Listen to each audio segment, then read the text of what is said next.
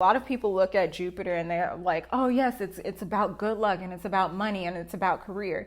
And yes, it is expansive energy, but no one really talks about, or at least I haven't really heard people talk about, how Jupiter and just expansion doesn't always feel good.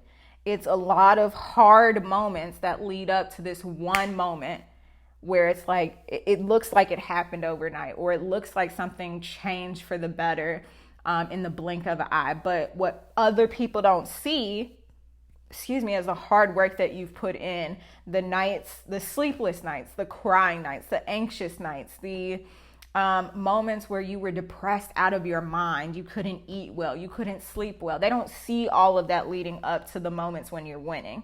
And so when you win and you're like, damn, why is everybody hating on me? It's because they don't see the hardship that you had to go through.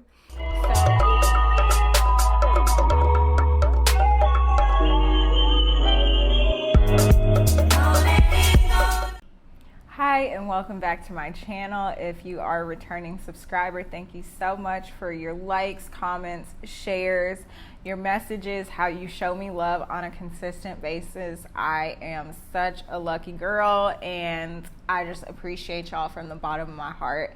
It really validates me when you reach out and tell me how my content hits for you.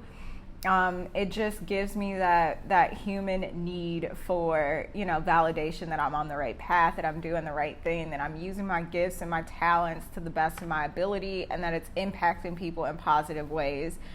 I am so grateful. That was a mouthful, but if you are new here, thank you so much for tuning in. I hope this isn't your last video, but if you're just passing through, that's fine too. Today's video is going to be on the energy of July. It's just quick energy check-in. At the beginning of this year, I did a Wheel of the Year reading, which I'll link the playlist to those videos, where you can see me go month by month and tap into the energy, what we can expect for the month, what Spirit has for us, the messages, the themes for every single month, all of that. And so every month, at the beginning of the month, I just go through and see if Spirit has more messages for us, like if there's more details, just to see like if things are, I guess, in a way making sense, or just to see like if anything changed, or compare readings from what we're picking up on today to what we picked up on at the beginning of the year. So I'm just gonna do a brief rundown of the themes that I was picking up on back in January for this year for the month of July. And then I'll just piggyback off of that energy, and yeah. But before we get into that, as always, I like to do an invocation, which is just a fancy word for calling in Spirit, inviting Spirit to sit with us, to let Spirit know that we're open and willing to receive the messages that they have for us. And just that's the tone. So I will be smoke cleansing during this video using eucalyptus. I am in the process of moving, and so everything you see behind me is all that I have left in the shop. I'm doing a huge blowout sale, 40% off. As the date approaches, I may up that, but for now it's 40% off everything in the shop. I'll leave the information in the description as always. So, if you have smoke cleansing needs, I got you. You want some tarot cards, I got you. You looking for education on astrology or the moon phases, I got you. So without further ado, feel free to call on any guides that you specifically want present, or, just meditate as I am praying. Divine Spirit, we thank you so much for allowing us this time and this space together. We thank you for just giving us the ability to connect with you and to connect with each other. We thank you for the pleasures and the joys of life that we have already experienced and have yet to experience. We thank you for the ways that you look after us on a daily basis. We thank you for the connections that we have with each other. We thank you for just the ways that you have looked out for us, even when we weren't looking out for ourselves. We thank you. We present ourselves as willing, able, competent, capable vessels, open, ready, and willing to receive the messages that you have for us, ready to receive your divine guidance and your divine wisdom. We thank you for blessing us with these messages and for blessing us with this sacred time. And we say thank you with so much love in our hearts, gratitude on our lips, and clarity in our minds. We say thank you. All right. I love the scent of eucalyptus. It just doesn't burn as easy as some of the other herbs, because the leaves are like just very hard, and it's just like very difficult to like keep them bundled together like tight. Like, I don't know, if you're a weed smoker, you know, when you're like rolling a blunt or a joint, and if somebody doesn't like pack it all the way, and there's gaps in the joint or gaps in the blunt, and you have to like keep relighting it, like that's what I feel like eucalyptus is sometimes. And that's not because of the vendor or anything, like that's just how the herb operates. But without further ado, what you actually came here to learn and listen to. So themes that I was picking up on July. First and foremost, I was picking up on very heavy Cancer, Leo, and Taurus energy. I remember in that reading, a lot of pentacles kept coming out, and I was feeling intuitively guided, to mention Taurus energy coming up. There was also this sense of backwards movement, but it being an illusion. So like you feeling like you aren't where you're supposed to be, or you're not where you're meant to be, or you feel like you could be doing more, and it feels like you were on a good path already, but now you're being pushed to, what's that phrase, like one step forward, two steps back. Like that's the kind of energy that I was picking up on. And the need to remind you that healing is not linear. So be very gentle with yourself. Don't put pressure on yourself to be like, oh, by this time I need to be here, and then by this time I need to be there. Like obviously for goal setting, we do want to have those like goal markers, or like whatever you want to call them, those like guideposts to let you know like you're progressing and you're matriculating. But at the same time, you have to realize that life in general is not linear. Like we as humans have constructed sequential numbers and like sequential things to give us this sense of control. But in the cosmic grand scheme of things, there's really no such thing as linear movement. This theme of secrecy kept coming up. So expect for some secrets to be revealed this month. I just saw 717 on the timestamp, so I don't know if that's an angel number you've specifically been seeing here lately. But if you have, I feel like that could be confirmation for you individually that secrets are on their way to be revealed this month. I don't get the sense that they're like bad secrets or something like big and catastrophic. I intuitively have been picking up on like a bunch of smaller things for this month, like small but mighty, small but major. That doesn't make sense now, but hopefully when we get into the cards, it'll make a little bit more sense. Moving on to the next theme. So like how I was saying these like small but major moments. So I was picking up on faded moments. Like in the moment, it doesn't feel like it's like a core memory or like a pivotal moment. But when you look back on this month, you'll be like, damn, that was a really good moment. Or damn, like that was a pivotal moment for me. Like I just feel, I get this sense of there being major shifts and like small things adding up. It's like, how can I explain it? It's like, just these smaller moments that add up to something greater, or like you meeting someone this month that in several years down the line has so much more meaning than you anticipated them having in your life. And then you looking back on this month being like, damn, yeah, I remember when I met them July 2022, and you know, I was just at a party, or I was just kicking it with my friends, and this person walked into my life, or this opportunity walked into my life, and you know, I had no idea how impactful this moment was going to be for me. But now looking back, like, that's the kind of energy that I'm picking up on. In the video, I did mention to watch what the planet Venus is doing.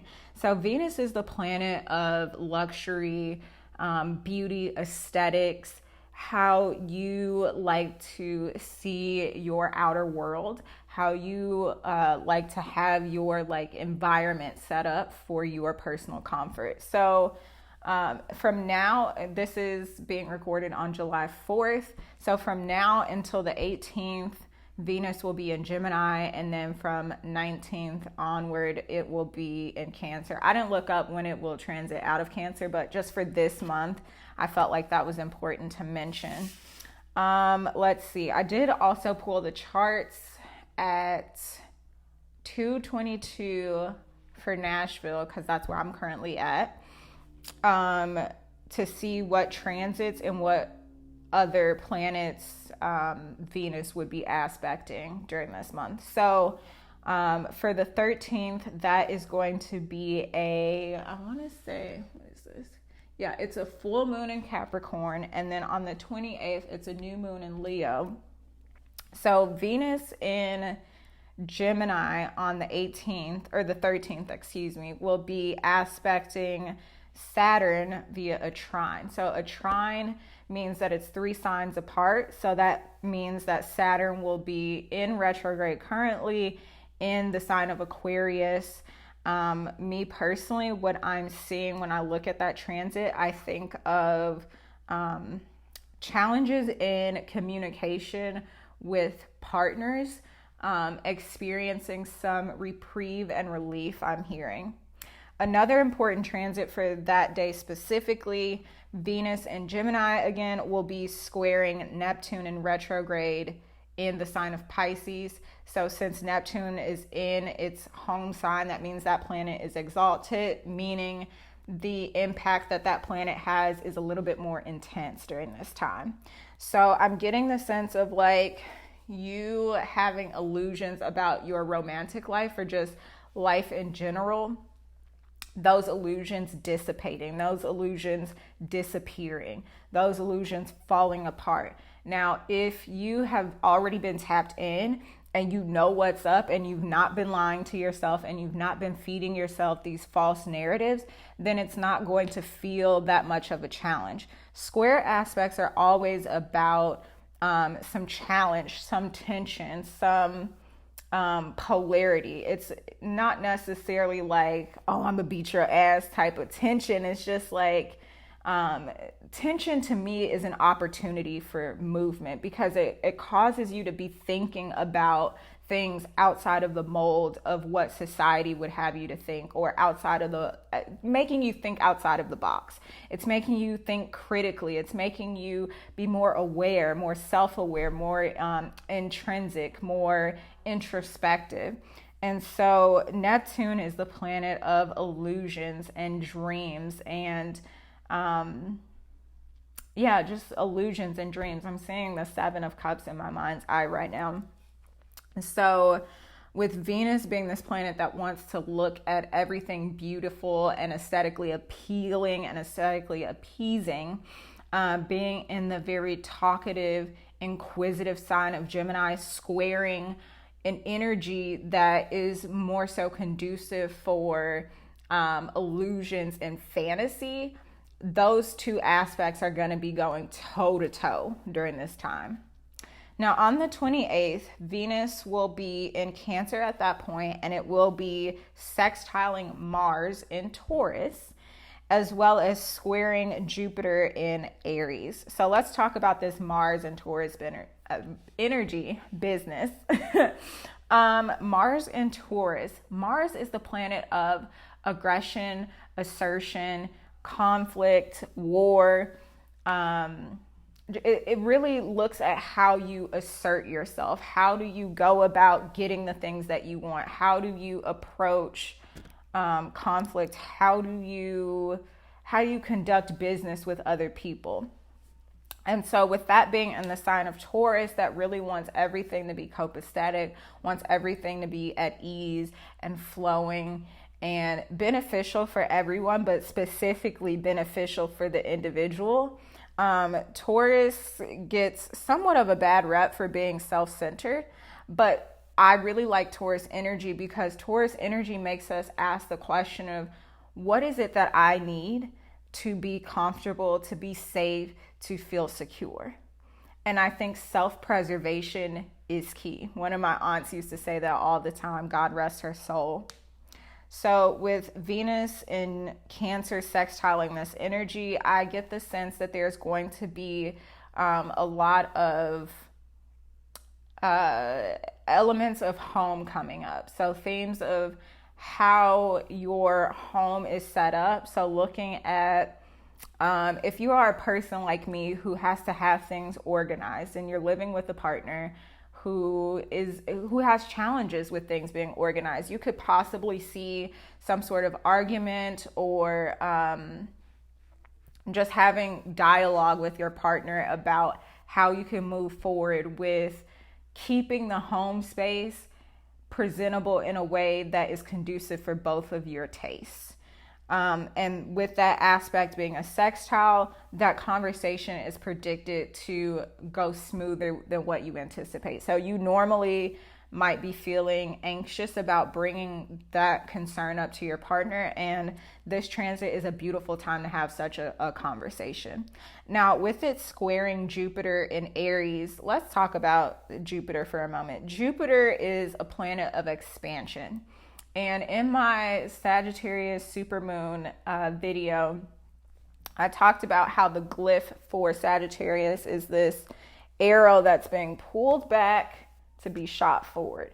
So that's what Jupiter energy is about. A lot of people look at Jupiter and they're like, oh yes, it's about good luck and it's about money and it's about career. And yes, it is expansive energy, but no one really talks about, or at least I haven't really heard people talk about, how Jupiter and just expansion doesn't always feel good.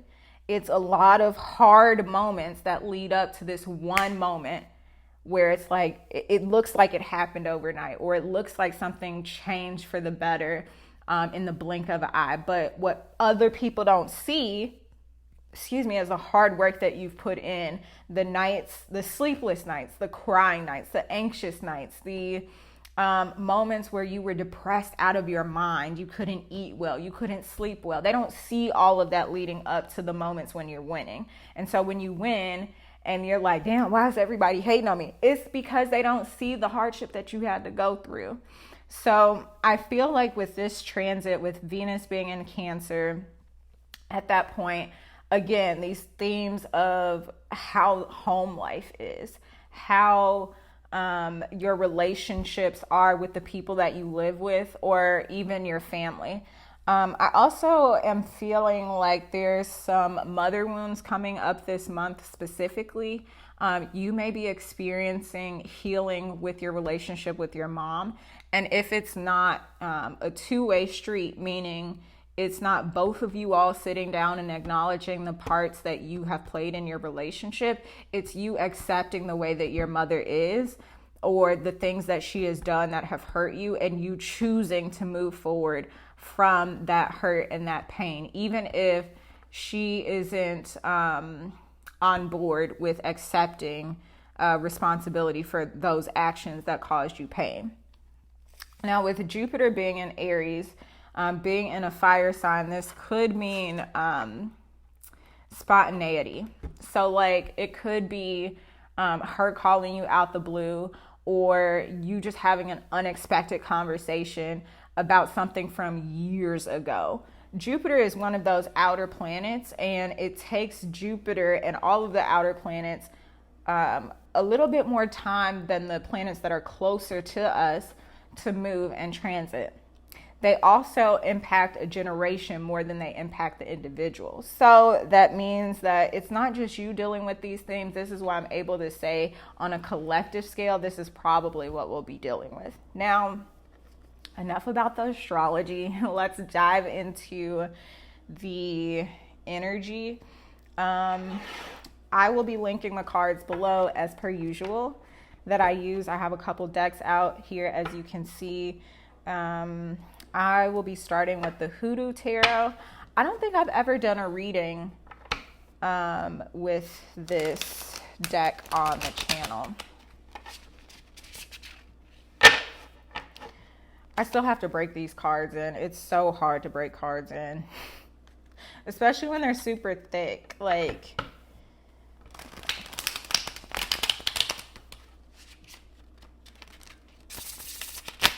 see, like, just why? Why? Also, my hands are kind of hurting. I was shuffling a lot yesterday. But let's see what Spirit has for us.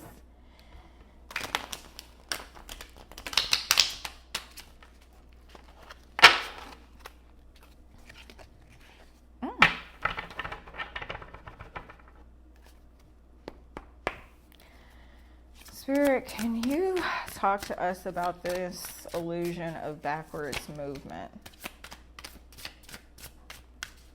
Can you talk to us about this illusion of backwards movement?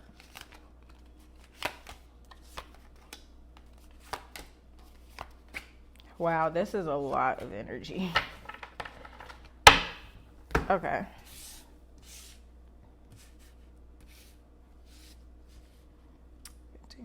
16, 17. What is 17? The Tower?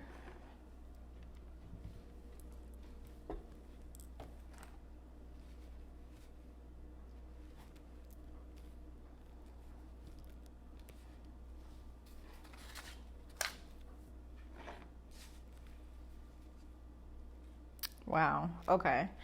So as I said, we got a lot of energy to come out. I don't think I've ever shuffled and all of these cards have come out separately.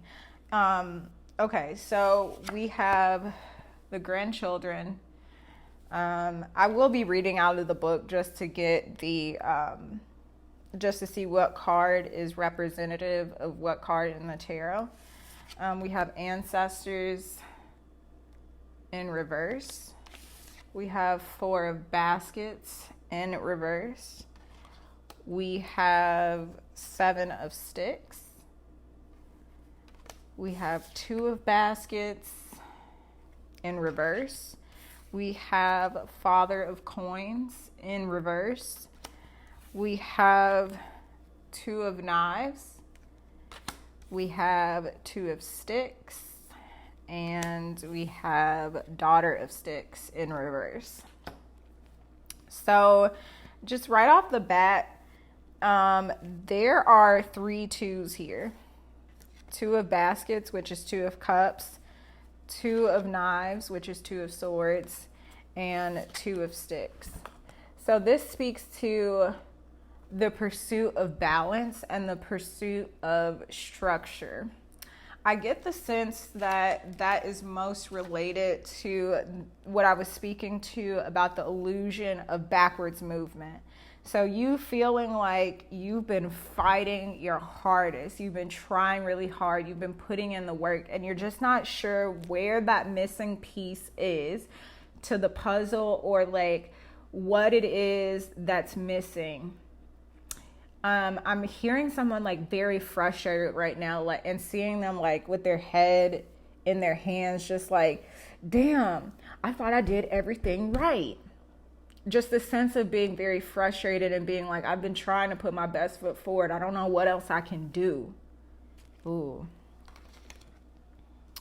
With the 2 of cups in reverse, it's making me think that this is how you feel about a romantic partnership, or perhaps a friendship, or some sort of family relationship. Someone that's close to you. This is not someone that you're emotionally invested in. This is not like a coworker who you could give a shit about, you know? Daughter of Sticks. To me, I think that this card is the Page of Wands. So it's in reverse.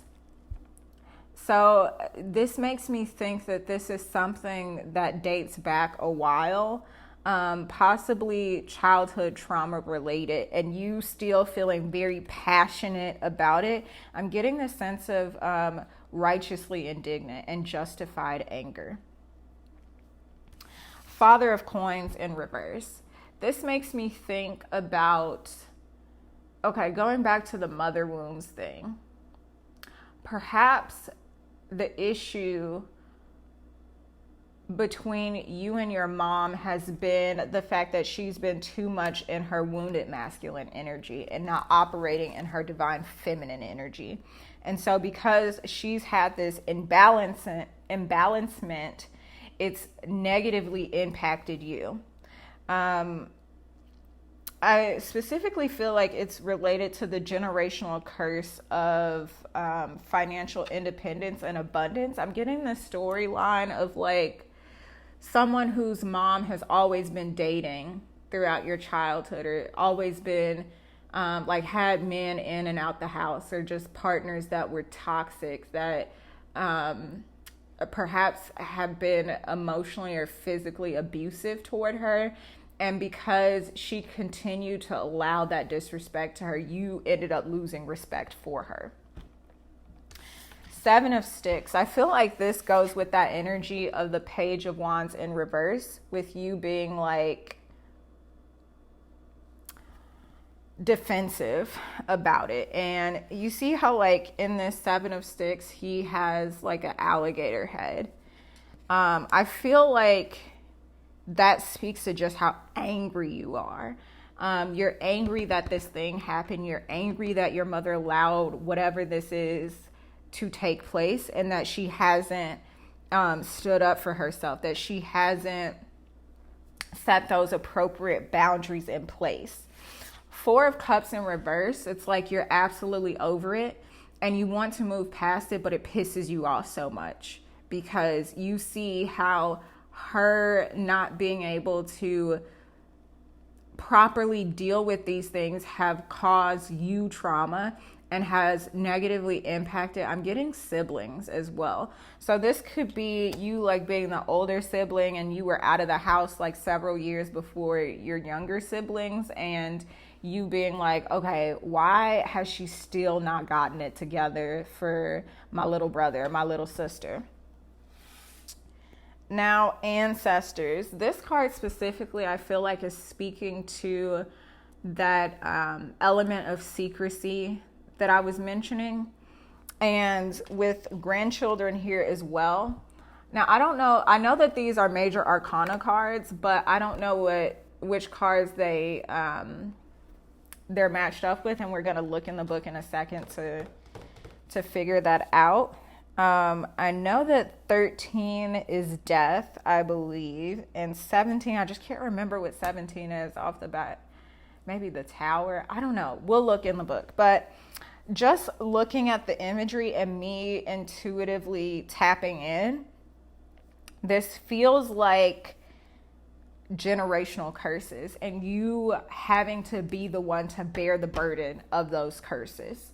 Bear the burden of breaking those curses. And that's why you're experiencing all this frustration. That's why you're fucking over it, because it's almost like you questioning, like, why have I been the one entrusted with having to do all of this work? Why has life not been fair for me? Why do I always have to be the fixer? Why do I always have to be the one to set shit straight? Okay, let's look in the book. Whew, this is off to a start. This is off to a start, boy. Wow. But I don't feel discouraged at all with this energy. Yeah, so 13 is death, as I said. And the book reads the following. The eye that mocketh at his father and despiseth to obey his mother, the ravens of the valley shall pick it out, and the young eagles shall eat it. Proverbs 30, verse 17. The plant associated with this card is the flower of stone. The image. A happy baby is lying in a crib. Though her form is young, there is a part of her that is very old. The half of her face that is skeletal reflects this eternal connection with her ancestors. Ancestor veneration is one of the least discussed but most ubiquitous features of human life since time immemorial. Though the aesthetics of ancestral veneration vary depending on the culture, there are few people who feel comfortable with their dead just being dead. Instead, humans have created hundreds of other dimensions for their souls to inhabit, where they may or may not be accessible to the living. In hoodoo, we may have access to any spirit of the dead if the deceased is willing and we are skilled enough to make and maintain contact. It was quite common in both indigenous American and African cultures to consult the ancestors via various methods of divination, channeling, or meditation for those in the community who had the skill and the authority to do so. The death of family members was no excuse to begin excluding them from the affairs of the nation, rites, and rituals, nor from accepting their input regarding the major life decisions of their living relations. In the traditional mind, neither time nor space could separate us from our kin. Ancestral veneration, however, is much deeper than lighting candles, attending special events, or asking questions now and then. Ancestral veneration, in its most traditional sense, is supposed to inform our behavior on a daily and continual basis. It's about knowing, honoring, and defending one's bloodline. It's about personifying the most esteemed values of your foremothers and forefathers and doing one's best to add on positively to your family's legacy. It's about reflecting on and identifying how our parents' and grandparents' actions affected our lives and considering how our decisions could affect our great-grandchildren tomorrow. Meaning, death is not a subject most Westerners or Western-educated people like to discuss. It's an event that will happen to each and every one of us, yet it is considered morbid, weird, or taboo to spend any time contemplating it. It cannot be spring, summer, or fall forever. Eventually, the end must come to make way for something new. Death is just the beginning of that something. So when the Ancestors card turns up in a reading, you are being reminded that the only thing that is truly permanent is impermanence. It's okay to be sad, it's okay to mourn, but you must let go. Life goes on. If you receive the Ancestors in a reading, consider the following. Every end is also a new beginning. The only thing that is constant is change. Put the past behind you and start over. Learn how to embrace the unknown. Do you know who your ancestors are? What does your lineage, ancestral heritage mean to you? In what ways are you and your ancestors the same? How are you different? Do you feel connected to your ancestors? Why or why not? Do you communicate with and venerate your ancestors? If not, why not? If so, how? Do genealogy research or create a family tree. So again, like I said, these themes of generational cycles, generational curses being broken, and you being the curse breaker, you being the one that's responsible for doing different than what your family has already, it's like everybody done did this already. Everybody, I'm getting the storyline of like, everybody in the family has sharecropped, or everybody in the family has stayed in Mississippi and you the only one who want to go live in California or something like that, like you being different and you just feeling this urge, this call, this pull to do something different than what everybody else in your family has done, and you being questioned about it, but you seeing the toxicity, you seeing the negativity, you seeing how things have been swept under the rug for years and not dealt with and left alone, left to fester, left to grow, and how that toxicity has not been beneficial for your lineage's forward momentum, forward movement, and development. Now, the grandchildren, it's funny that when I was reading for the Ancestors, they mentioned like you being curious about how your great-grandchildren will be affected because of your actions, and then thinking about your actions based on your parents and your grandparents' effect on your daily life. So, okay, I was wrong. That wasn't the tower, it was the star. Excuse me. So this is the star in traditional tarot, and it speaks to healing energy. This is Aquarius energy. The book reads, early the next morning, Laban kissed his grandchildren and his daughters and blessed them. Then he left and returned home. Genesis 31:55. The plant associated with this card is the scarlet rose mallow. The image, a grandparent cups a child's tiny hands as the child holds a star-shaped flower. Since time immemorial, humans have been fascinated by the stars, not only because they're beautiful, but also because they represent our highest goals, dreams, and aspirations. In Black American families, the star would be analogous to one's grandchildren as the ultimate symbol of hope. After centuries of terrorism, psychological warfare, enslavement, and oppressive legislation, every elder prays that their progeny will not only survive, but will also be finally allowed to thrive.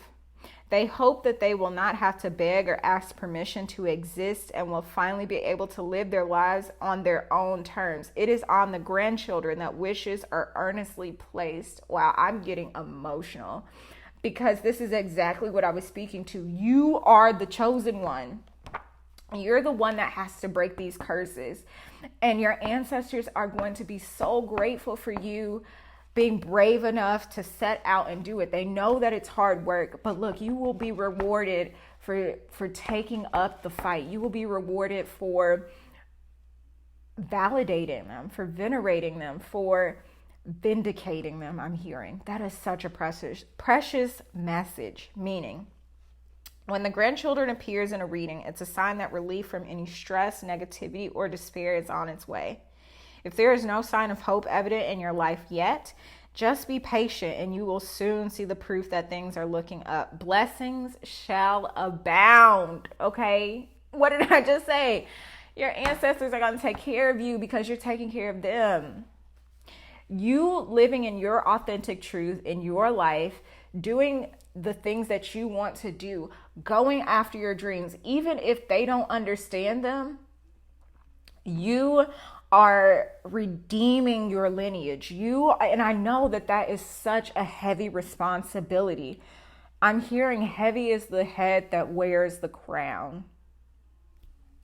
If you receive the grandchildren in a reading, consider the following. Do I regularly count my blessings?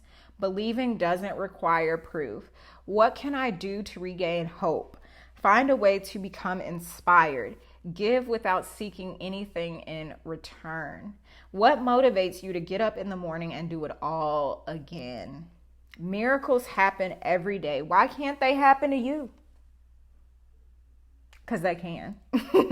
Perhaps it's time for the old and the young to get together and enjoy each other's company. Blessings are on the way. It might be time to share some words of wisdom with someone younger or less mature. All will turn out right in the end. I honestly feel like I can end the reading there. Not only because we're almost 40 minutes in at this point, but because it's just clear as day. This month is going to be a very healing time. Focus on getting to know your ancestors, venerating them, honoring them. If you haven't, dedicated a sacred space in your home to pay homage to them, please do that. Please do that. They want to help bring healing to the family. Whew, that was intense. I'm being drawn back to this Two of Sticks. I get the sense that these are your ancestors making plans to come visit you. Now, since they're ancestors, they are more than likely dead. So they won't be able to physically see you, but their presence will be made known in this month if they haven't made their presence known already. So this could be in the form of you dreaming about your granddaddy and you ain't thought about him in years. Or you just driving down the street and you seeing a face in the clouds. That's your grandmother. I'm getting white butterflies could be significant. Be on the lookout for 222 this month as well. 222 is not speaking to romantic relationships in this context. It's going to be a reminder that your ancestors are near and that one of you or more of your ancestors wants to connect with you at this time. All right, loves, moon babes. I'm going to end the reading there because I feel like that's just, it is what it is. So I'm wishing you all the best for this month. I hope that this is a very healing month for you. And I hope that you give yourself the time and the space to process everything, to cry it out, and to just get it out however you need to, however you see fit. I hope that you are able to repair any relationships this month as well.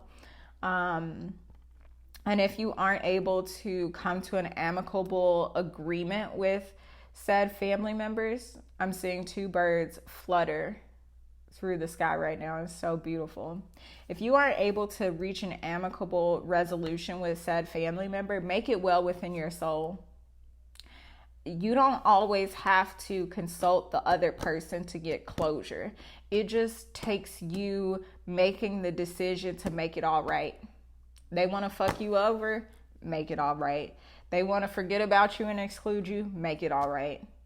They want to not pay you your money back, make it all right. Accept it for what it is and move forward. All right, you know where to find me during the week. I am on Instagram. I've really been on Twitter a lot lately these days. But, check Instagram, check Twitter if you aren't following me in those spaces already. And I will see you in the next video. Ciao.